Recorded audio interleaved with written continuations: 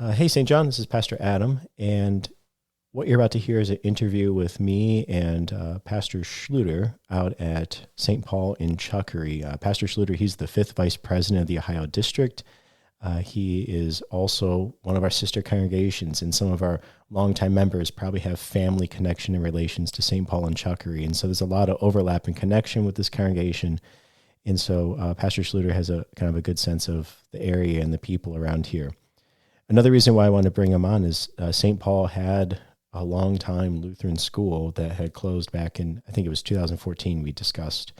And I wanted to bring him on to get some of his perspective on that, some of the lessons learned, but also some of the history of why the school is in existence and what were some of the factors that brought it to a close. And then why is Pastor Schlueter sitting down and encouraging St. John and considering this task of bringing on a school planting principle with the aim of an elementary school. And so I thought it was a helpful discussion. It's an honest discussion, and I hope you're blessed by it. Hey, St. John, this is Pastor Adam, and today I am sitting down with Pastor Paul Schlueter out of St. Paul in Chuckery, also known as Milford Center, but Chuckery is the term I've learned to know that everyone calls it. How you doing, Pastor Schlueter? Very well. Thanks for using the term Chuckery. I love saying Chuckery as often as I possibly can. Yeah, it's such a good term. It is. Yeah. Well, I'm sitting down with you today because I wanted to bring you into the conversation about this motion before the congregation of considering to hire a school planter / principal with the intent of looking towards an elementary school here at St. John. And there's a few reasons I wanted to bring into the conversation is, well, first, you're the fifth vice president of the Ohio District, and so you have some standing within our district, but also you have a great deal of passion for Lutheran schools. And so why don't we start first maybe with the vice president thing? What does that mean, and what kind of clout do you bring into this conversation? Zero clout. Absolutely zero. Yeah. I don't know what that means. I've been fifth vice president for 2 weeks now, maybe 2.5 weeks. I'm still figuring that out. So I don't even know what to say about it. Sure. Yeah. Well, we have in our Ohio district, we have a system set up where, we take care of one another. And so we have our district president, Kevin Wilson, we've been praying for weekly for a while now. But even across the district, we'll cut it up into regions. And so you oversee, was it the Southeast region? Right. Yes, the Southeast region. And I think that, obviously here in Columbus, I think down into where our district reaches down into West Virginia and whatnot there. So I'm still trying to figure out. I was thinking about this just earlier this morning. I need to figure out what circuits I'm responsible for and who are the circuit visitors, and how much time I'm going to have to spend driving to those circuits to visit with them on occasion. Yeah, and so you're here to help serve the congregations. You're here to serve on behalf of the district president as needed. And so I just think you're a voice of the district and just, the district's thought and involvement of St. John in this potential task. Sure. Well, great. Let's see here. I already said you're the pastor up at St. Paul in Chuckery. How long have you been there? Since 2006, 16 years. I was a junior in high school when you got there. Awesome. This is really funny. Just not too long ago, a girl who was a fifth grader. I still remember her sitting in my religion confirmation class. Just went to visit her after giving birth to a healthy baby boy. So it's making me feel old. It's so neat to be part of many life stages like that with your people. Fun. All right. Well, why don't we head towards some of the topic of Lutheran schools? What's been some of your connection and experience with Lutheran schools? Man, all the way back. I am a graduate of the Lutheran school system, beginning in preschool, grade school, middle school, high school, college, seminary, and even post-seminary doctoral work. So I am parents, if you want your kids to be like me, then send them to Lutheran schools. If you don't, then maybe find something else. That'd be fine. We could put your face on the billboard and Right. yeah, there you go. Yeah. No, yeah. So I've been involved with Lutheran schools all along. Congregations that I have served, St. Paul Chuckery, we had a Lutheran school that we closed at the spring of 2014. My first call was in Seymour, Indiana, to Redeemer Lutheran Church there. We didn't have a Lutheran school, but there was a Lutheran school in the community, and we sent our students. We paid tuition for our kids to go to Emmanuel Lutheran School.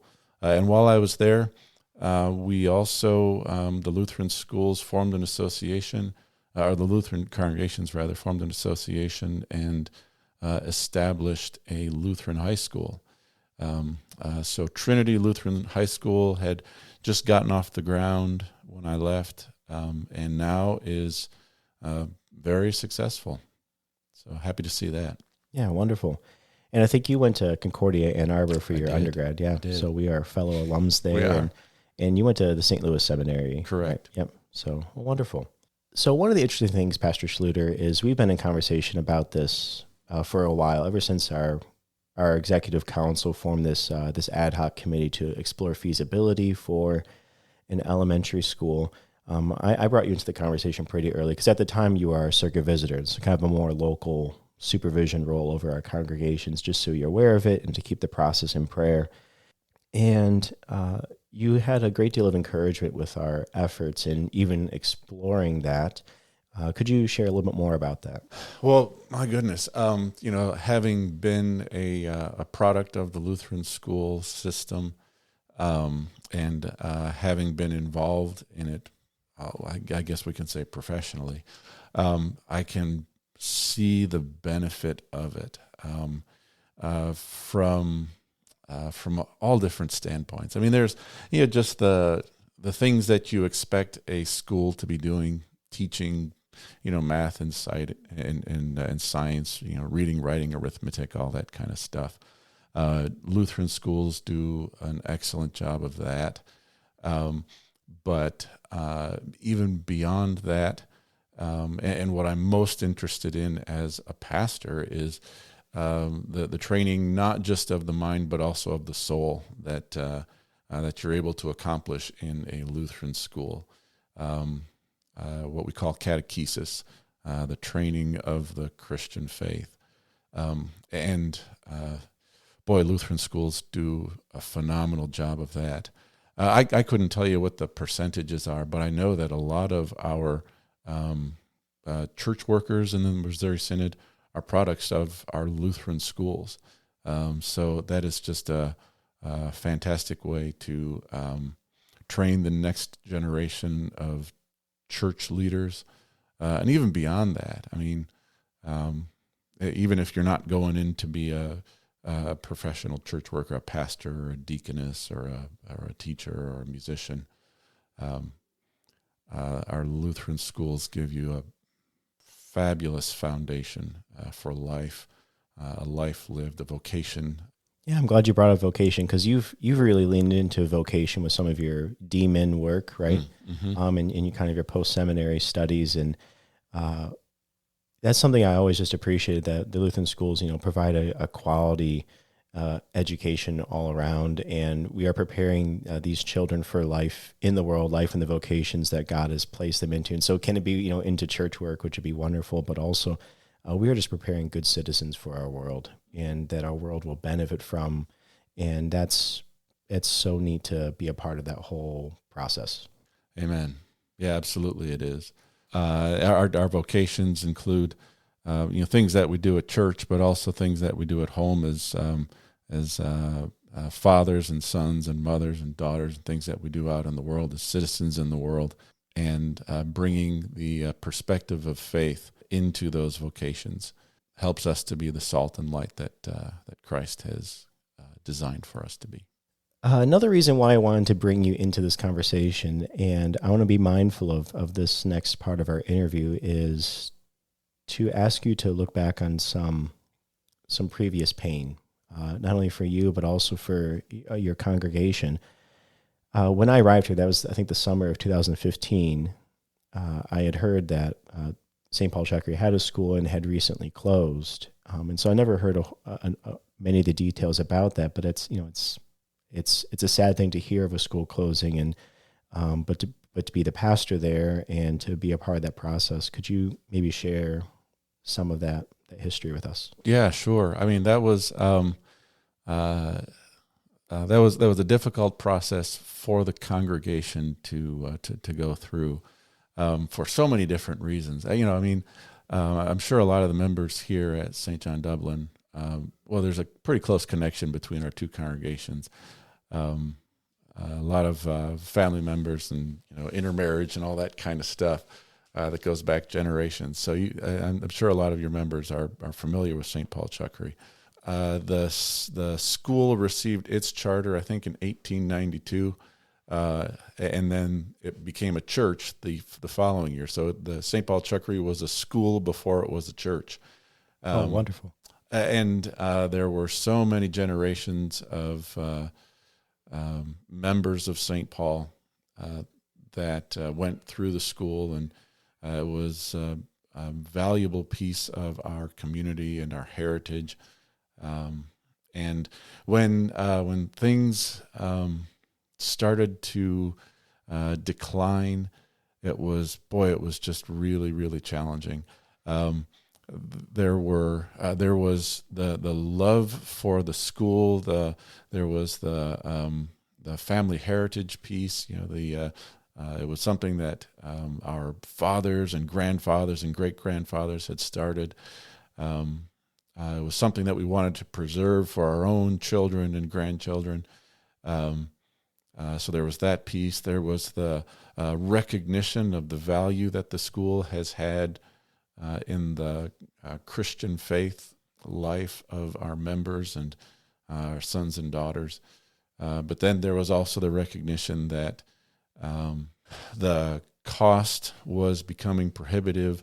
The number of students that we were having in our enrollment was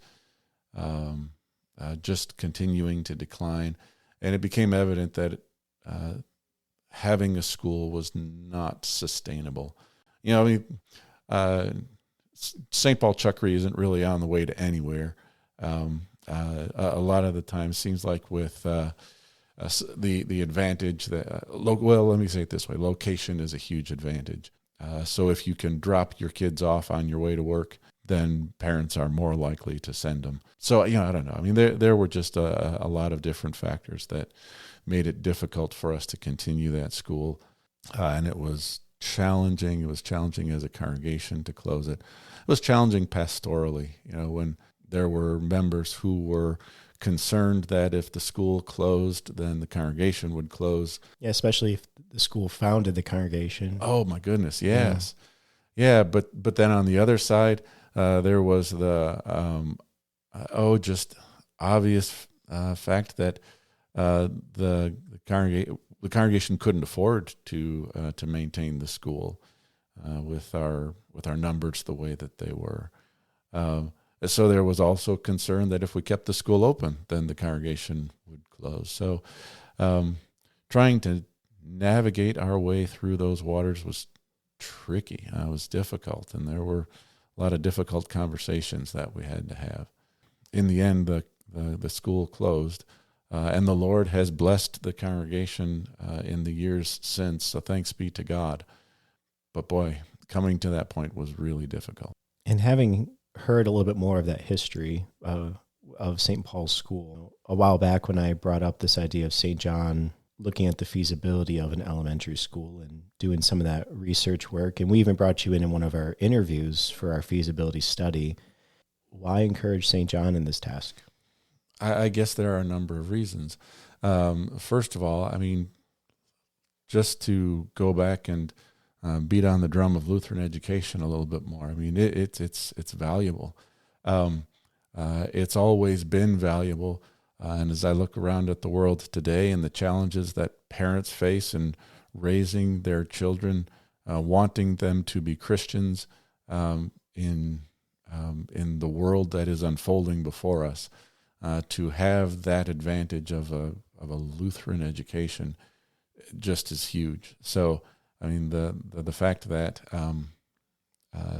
you guys are thinking about that, I think is fantastic. I think you guys have some advantages that we don't have, that we didn't have. You know, I mean, our community demographics around us were changing such that maintaining a Lutheran school was difficult.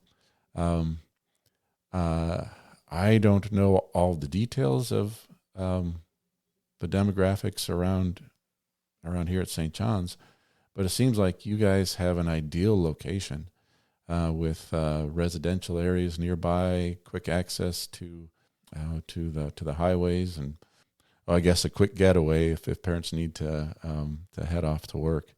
So it seems like you guys have some advantages that we didn't have that would be beneficial for you. And I suppose in addition, you know, we closed our school with full knowledge that St. John's Marysville was just up the road, and we could send our kids there. While we were closing ours, that we weren't eliminating Lutheran education as a possibility for our families. So that, I think, made it a little bit more palatable for us.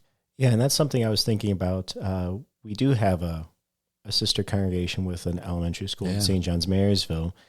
You know, why not just support the efforts there? And we do in our ways. You know, you send some of your children. I think we have one member of our congregation that currently attends St. John's Marysville. And that's something just in my limited time here I've noticed is that we don't have a whole lot of our members that go out to that Lutheran school. And I think a lot of it does have to do with location. I think the directionality of the morning commute, that if you're heading out to Marysville, if you're heading out to Honda, that works out. Yeah. But if you're heading the other way down 33 into the city, this just seems like a nice place that I don't even necessarily see us, you know, being in quote unquote competition with our sister congregation in school, but rather just a further complement to, you know, no matter which direction you're heading, it's these kind of hubs in our side of town. You're going to have a Lutheran school that can raise your child well in the faith. Yeah, I see it that way too. And like you said, I mean, traveling up to Marysville and then back again, if you're headed downtown to work, is a burden. And you know, we'd like, in an ideal world, we wouldn't be concerned about that. But reality is that convenience does count. And if you could provide Lutheran education here, kind of within the city limits of Columbus, boy, I think that would be a huge advantage. And I think that was one thing when we first moved here. You know, Rachel being a Lutheran school teacher, we were hoping to, you know, maybe she can teach, you know, in a school when we get here, and realizing within like the metro area of Columbus that there's not an LCMS school. The closest one is in Marysville, and that was again just shortly after the closing of the school in Chuckery. That still surprises me still, and it just seems like we have an opportunity here at St. John to lead in this way and to plant that school in this area. And I think even just from your standpoint as a vice president of the district and just the district itself, it would seem to be, you know, have this mission opportunity of we should have one of our schools in the Columbus area. We have them in Cincinnati, we have them in Cleveland. Yeah. Why not in Columbus? Most definitely. And just, you know, looking at the number of Lutheran congregations that exist in the city of Columbus, between our two circuits, there's a lot of families that we could draw from there. And I guess that's the thing. We talked about location, we talked about commute, and yet at the same time, I think it's fair, our experiences are to say that Lutherans will travel for schools as well. I was thinking back to my high school days, and our high school quarterback, he lived an hour away. He lived, I think, up in the Imlay City area. I'm from the Macomb County, Shelby Township area in Michigan, and he lived about an hour away. And that education was so important to that family that you make that work. And maybe having more options of Lutheran schools will help encourage some of that. Okay, maybe Marysville is just a little too far for us, but maybe this will work now as well. And being on the outer belt of 270 really would help with that. I'll tell you, we have 3 kids. My youngest is a freshman in high school. We drive 30 minutes down to Springfield where there's a Christian high school. Now I'm glad that we can send her to a Christian high school, and it's a wonderful school. But if there were a Lutheran high school that were an option, I would drive an hour.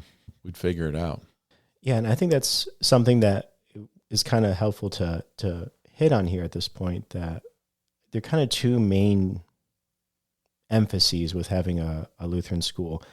One that we'll hit on in other discussions is our Lutheran schools are increasingly becoming mission outposts in the world. That a lot of our enrollment, the majority of our enrollment, are children who are not from a LCMS congregation, are from the community, are from families that have no church experience at all, or are not even believers out and out. And we have this wonderful opportunity that, hey, you're in a Lutheran school, we're going to talk about Christ, and we're going to share Christ, we're going to read the scriptures, we're going to spend time in the catechism, there's the memory work, the chapels, all this. It's just our ethos. Mm-hmm. And what a wonderful mission outpost.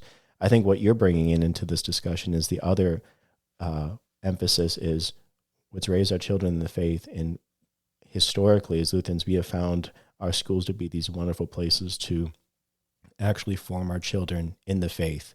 I think even just personally as a parent, when I'm not around my children, the hours they're not with me, how can I ensure that those hours they're hearing of Christ and hearing him proclaimed rightly and faithfully? Amen. And so it's those kind of twin factors of raising our children in the faith, but also recognizing we're proclaiming the gospel to the world. And I don't want to try to put one over the other. It's just both in intention and always, this is the making of disciples, I guess, all in all. Yep, and that gets right back to Christ's command in the Great Commission that we make disciples. And the way that we do that is by baptizing and teaching. And sometimes the kids come to us already baptized. Sometimes we got to teach them first, and then the baptism comes later. I think you've spoken to this a little bit, but maybe just to make it a little more clear. You mentioned that in the Columbus area, I'm just trying to remember, we have probably 15-ish congregations in our two circuits? But I think it might even be more than that. I would imagine that there'd be support amongst those congregations that we would also be a benefit to their families and students. Yes. And one thing that you mentioned in your time it was Seymour, Indiana, you were at Redeemer. Correct, you said that you didn't have a school at that congregation, but you were supporting the school in the area there. Right. And that's a very common thing that happens amongst having a Lutheran school is your sister congregations. They may not have the facilities or the location or, some of those other means. You have that support that happens. You have enrollment that can come from those other congregations. And it's just a way to kind of build camaraderie as our fellow congregations in the area. Mm-hmm. Oh, absolutely. Yeah. The Lutheran churches in Seymour, Indiana were very, very supportive of Lutheran education. Well, so in the little town of Seymour, it's a town about a little smaller than Marysville, I think. We had three Lutheran churches. There was Zion and Emmanuel and Redeemer. Emmanuel was the largest congregation. They had about 3,500 members, and they were the ones who operated the school. But man, our congregation saw ourselves as partners together in Lutheran education and raising our kids to be good examples of Christian men and women. Yeah, and I was even just thinking of the student that we do send to St. John's Marysville. We support in that way, and of course in our prayers, but also in dollars. We do help with some scholarship to afford the tuition over there. That's a pretty common way that those churches will help out too. Yep. We do that for our students who go to St. John's Marysville at St. Paul Chuckery, and we did the same thing with our students who went to Emmanuel back at Redeemer in Seymour. And maybe just to go back to that topic of finances, because you mentioned how finances was a big focus and challenge with what led to the closing of the school at St. Paul. I know finances will be a large focus of our conversations with the congregation here at St. John. And some things that come to mind are how models of funding a school have changed over the decades. Sometimes you have a congregation that is so wholly invested that, significant, 60, 70, 80% of the offerings are going right towards the school. And you wonder how does the congregation itself maintain things? I don't know what the situation was at St. Paul, but I would imagine that in this day and age, the school would need to be more primarily tuition based and funded for it to work. And I would imagine that'd be the case here. This determinations down the road, but there's also a great deal of funding and dollars that our state, the state of Ohio, can provide to private schools. I know Rachel does work with St. John's Marysville to help facilitate some of those dollars. What are your general thoughts there with the finances and whatnot? Yeah, it's historically the Lutheran school was paid for. Tuition was paid for by the congregation. Boy, down through the years, the cost of operating a school has become different. When we first had Lutheran schools, there was a headmaster who taught, and a lot of the time it was one guy teaching all the grades. That was the way it was with St. Paul Chuckery back in 1892. Reverend Noost. He was I don't know how many grades they opened with, but there's just a pastor who was called from the seminary, and he was the teacher. As education has changed and developed, it becomes necessary to have specialized teachers, teaching different subjects and grade levels and things like that. So that cost has increased. The staffing cost has increased. There's curriculum costs and technology costs and all that kind of stuff. So funding models have definitely changed, and congregations have found that in order to keep the school open, they've had to pass some of that cost along to the families. Again, just speaking personally as a parent, I've paid tuition for my kids to go to St. John's. We sent my oldest through Wittenberg Academy, which is an online. They've done the high school work there. I've paid tuition, and I understand the cost involved personally as a family, but for me, I see the value of it. I believe that it's worth the cost. So, yeah, I don't know. Your question is about funding, and those are always difficult questions to answer, and you always want to find the sweet spot between how much the congregation thinks it can afford and how much tuition each individual family thinks it can afford. But oh boy, I don't know. It can take some work, but it's certainly possible to figure it out. And so I appreciate those thoughts about the finances, and that's something that St. John's going to have to think through. And we're not going to kind of these older models of funding that congregations have had a lot of growing pains with. They had schools for a long time. A lot of this school is going to need to be tuition based in its funding. There are other avenues of funding that I've mentioned with some of the state financing and so on. But that's something we're going to take seriously because, the finances can be such a big focus and weight and a cause for concern. But what I appreciate in your answers here, even saying, paying tuition for your children in their different schooling, it's worth it.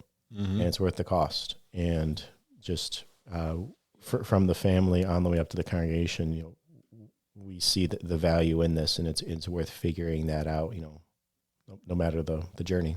It absolutely is. And I admire, well, let me say two things. First thing is that those numbers aren't necessarily arbitrary. I know, so my brother-in-law, my sister's husband, is a principal at Trinity Lutheran School up in Toledo. So just in conversations with him, I know that, there's kind of a sweet spot for enrollment numbers. If you have a certain number of enrollment, then it's possible to keep your school running with, the necessary staff people. So it's a matter of achieving those numbers and kind of trying to stay there. And there are people who at the district level who are able to help you figure that out. And I know that they'll be really, really helpful for you. The other thing that I think is worth saying is that, I mean, this is an endeavor that is taken on by the members of St. John Lutheran Church, and it's a steep hill to climb, but I have a lot of respect for Adam, for you as the pastor and leading your congregation through this, and for the members of St. John Dublin, and seeing that this is something of value, kingdom work that can be done here in your community, and saying, in spite of the cost, I think this is something this is a hill worth climbing, and so we'll make the sacrifice. I think that's a commendable thing. I know you're still kind of in discussion phases, but I think you guys have a lot of really good signs pointing in that direction, and I'm really hopeful that that it comes to fruition, and we can look back in a few years and see the dream having come to fruition, and give thanks to God for what He's done. Thank you, Pastor Schlueter, for that encouragement, and we ask that you would keep us in your prayers. Yeah, most definitely. And I'm sure if any members from here at St. John may have some follow-up questions, they can certainly reach out to you. Oh, absolutely. Do you have maybe an email or something that you can share? Or? Yeah, sure. My email address is pastorschlueter@gmail.com. Schlueter is spelled SCHLUETER. So yeah, please reach out. I would be happy to answer any questions or engage in further conversation. Well, thanks again for joining us today. And it's just good to sit down and catch up a little bit before the recording. And I hope you have a good rest of your day. Thanks very much. All right. Thanks. Bye. Bye.